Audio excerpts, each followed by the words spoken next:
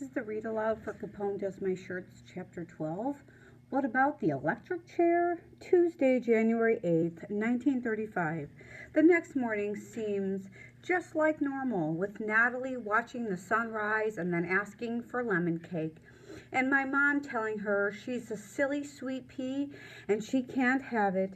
My mom has the little slip of paper. Mr. Purdy gave her a tape to the icebox door. Twice now she's asked my father how early he thinks she should call. I hurry past the Madamans on the way down to the boat for school. They live on the island, so they take the boat back to California.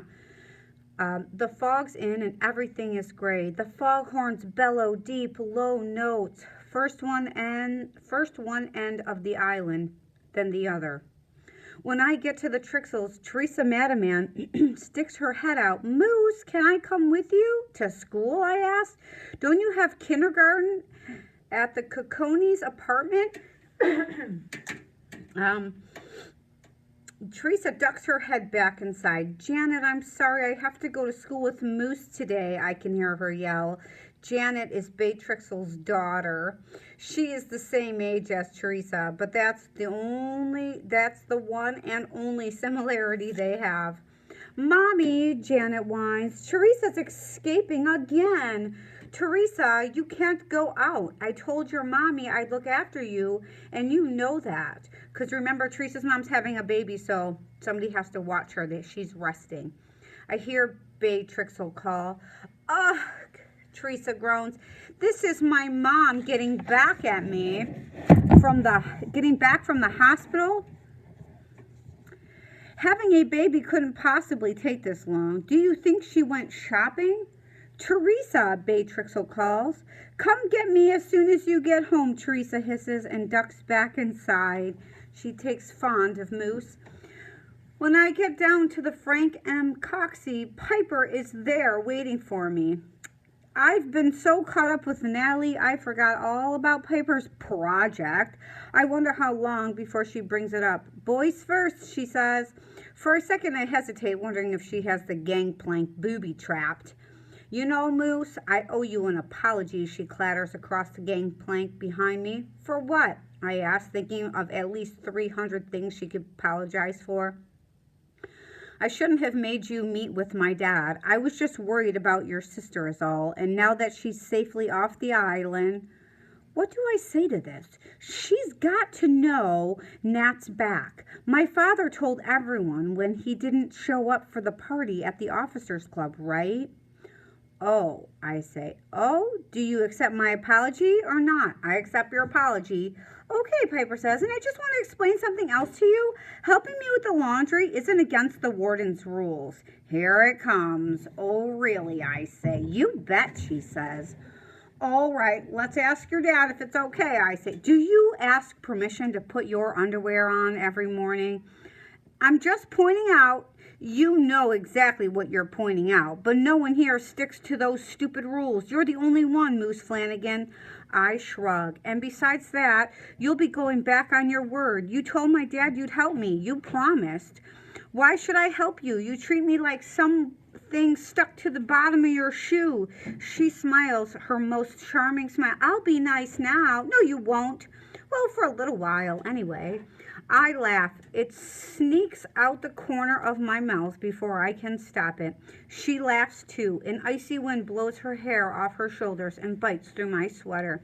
Let's go inside, she says. The boat pitches in the wake of a big ferry. I walk as if I've just learned how. Grasping the side of the door, I get myself inside the cabin where it's warm and steamy like hot chocolate.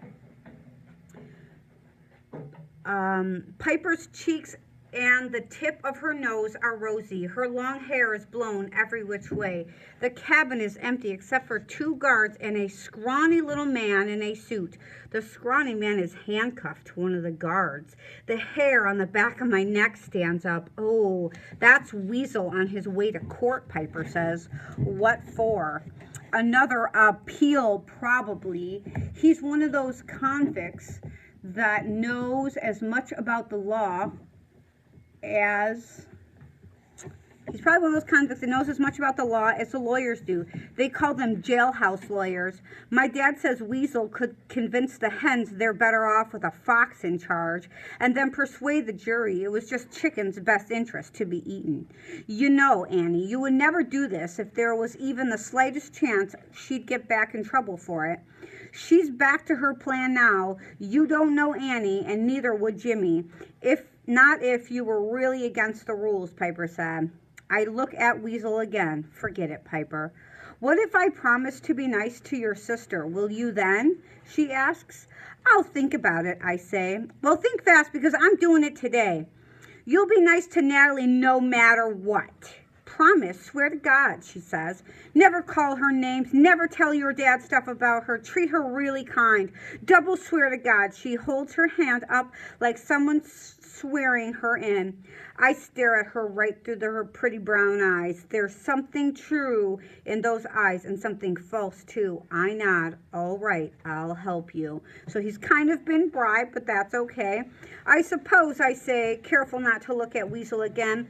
She rubs her hands together. We're in business. All you need to do is talk about Alcatraz. Get people in the right mind. You'll talk up the place kind of like the warm-up, and I'll tell a few people, then the word will spread.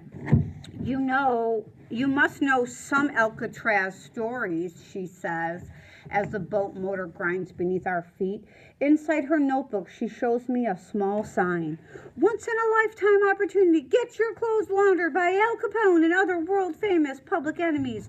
All clothes cleaned on Alcatraz at the only laundry facility in the world run by convicted felons, including notorious Scarface.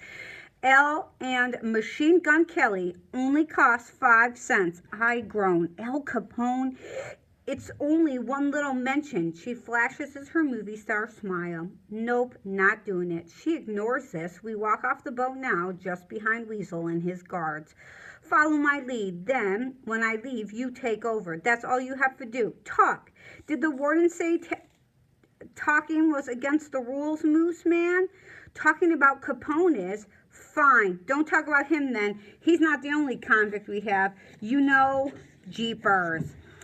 In Miss Bimp's class, Piper moves into action. She motions me to the back of the room, where history books are stacked waist high and a bunch of kids are copying answers for last night's homework. My head says don't follow her, but my feet walk back there. It's been a hard week, don't you think, Moose? Piper says to me so loud. She clearly means to be overheard. Did you see the shiv? What's a shiv? The girl asks. It's a dagger made of old silverware or carved out of a pot handle. The cons use them to stab each other or kill our dads, Piper says, though she barely looks at the girl as if relaying this information is not her aim at all. I guess they found it in the library book, Piper says, pages carved out in a knife shape. How did they find it? Do you know, Moose? I shrug. He knows, he just doesn't want to tell. Piper glares at me, then slips away. So what happened, the girl demands. Somebody got stabbed, I guess, I say. What's the inside of the cell house look like, the fat kid says. I've never been in there, I say, but my dad says the cells are like cages. Each one has a toilet, a sink, a bed, and a man.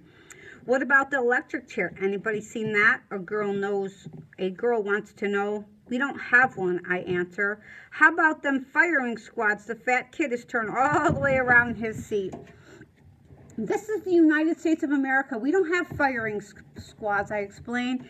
Yeah, that's not how we knock people off here. We're frying them. I've read all about it. It's like this. A skinny kid shakes over to demonstrate. What about the metal bracelets, handcuffs and the woozy what's-its on their legs? I think maybe they just wear them for, special occasions, I explain. Out of the corner of my eye, I see Piper talking to Dell. If she goes for this, everyone else will too. So what happened, Scout asks, with the shiv in the library book? The girl seems proud of herself for knowing the word now.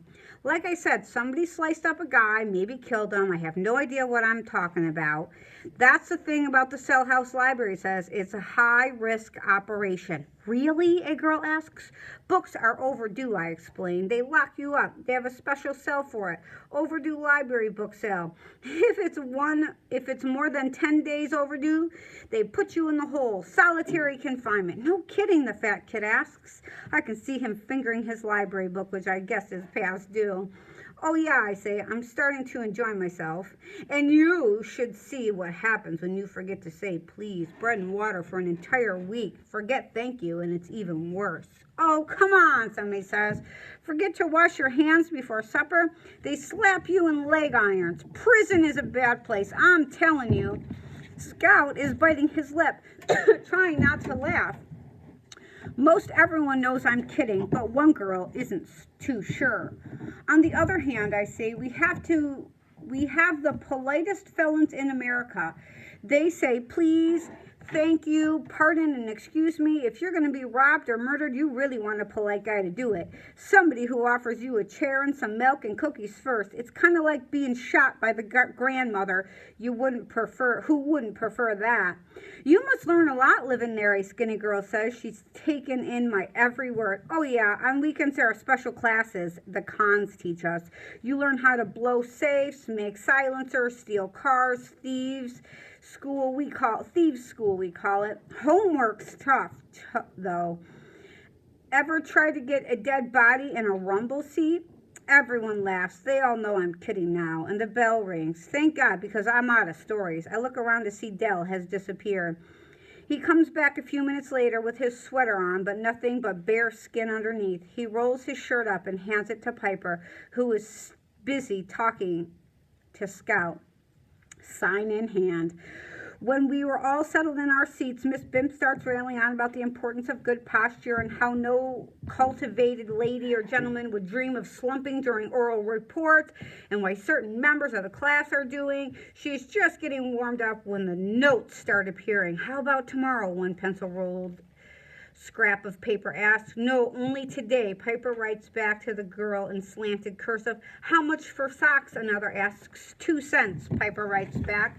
Will my blouse come back bloody? My mom will kill me if I ruin my blouse. No. Can you advance me a nickel? Nope. Please. The note comes back again, this time written in pencil, grinding capital letters. No, Piper scribbles mercilessly. When the class ends, 2 lines form outside the bathroom, one by Miss Bimp's students who come out, sweaters over bare chests, shoes with no socks, jumpers with no shirts beneath. I just watch from a distance as they hand Piper their clothes and their money. Please, Piper, I can't take off my dress. Can I bring something tomorrow? Penelope begs Piper. I'm sorry, Piper explains. She rolls her lips together and shakes her head. Our arrangements simply won't allow that kind of flexibility. She looks really sorry, too, as if she would change the rules in a second if only she could. The girl marches off to the bathroom and returns, slip in hand.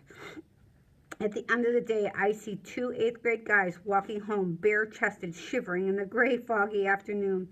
Piper limited her sale efforts to the 7th-grade class, but probably they had a friend in the 7th grade send their clothes in. I'll bet Piper got twice as many 8th-grade kids this way.